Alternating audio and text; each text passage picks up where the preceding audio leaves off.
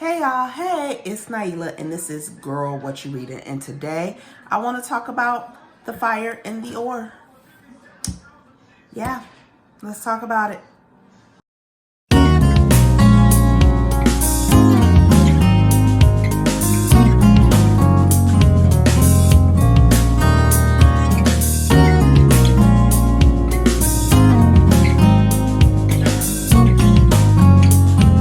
Okay, The Fire and the Ore by Olivia Hawker. This book right here.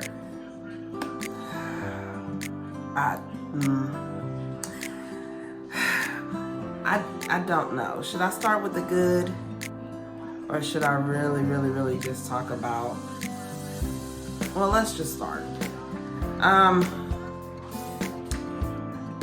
It's very long. That's my problem with it. It's very wordy. I was trying, y'all.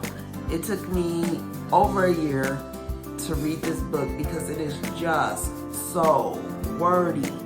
Like, get to the point. That's basically how I felt about it. Yeah, I thought it was gonna be a book about polyamory and the history of it, and it is historical fiction and it does have polyamory in it. It has polygamy in it, to be honest. It's about a Mormon family who decides, for their own reasons, to marry, well, not a family, they're 3 different women, but for each of them, they had their own reasons for marrying the same man.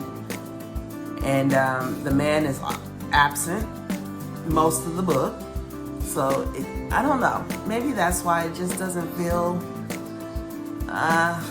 this isn't one of the ones that I'm gonna be like, yes, pick up this book immediately. But I will say that I'm gonna go ahead and put it on my Pango so that you guys can grab it up if you want to take a shot at it. If you're a fan of historical fiction that's very wordy, then this might be the book for you. I just felt blah. Okay. I did like that by the end of the story, they had each gone through so much together that they had bonded and made a true sisterhood. I did like that. But I feel like that's pretty much the only thing that I can really say about it. Like, none of them knew, well, one of them knew what she was doing, what she was getting into when she first got into it. The first wife, of course, was the first wife, and she was pissed, for lack of a better word, when she found out what her husband had done by marrying these 2 other women who he happened to marry on the same day. So they all have the same anniversary, which is another thing that's like, you really just was not even thinking about these women's feelings at all. He tricked the 2 women into both coming into the church at the same time, and he tried to marry them both at the same time. Well, he did marry them both at the same time. One of them knew that she was going to be the second wife, and she was perfectly fine with that. She had a dream, and in the dream, God told her that she needed to be the second wife. So she was perfectly fine with that. The other one just needed security and had no idea that he was married, let alone that he was marrying a second wife, and now she was to be the third. So, yeah, I thought when reading the prologue that the story was gonna be more interesting, and it just wasn't. It fell flat for me personally.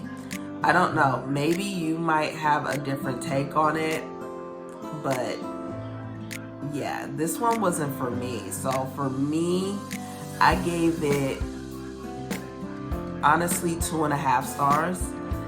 1, because it took me a year to read, over a year to read. And that's just because I kept putting it down because I just could not get through it. And then also, because it just wasn't the story that I thought that it was going to be.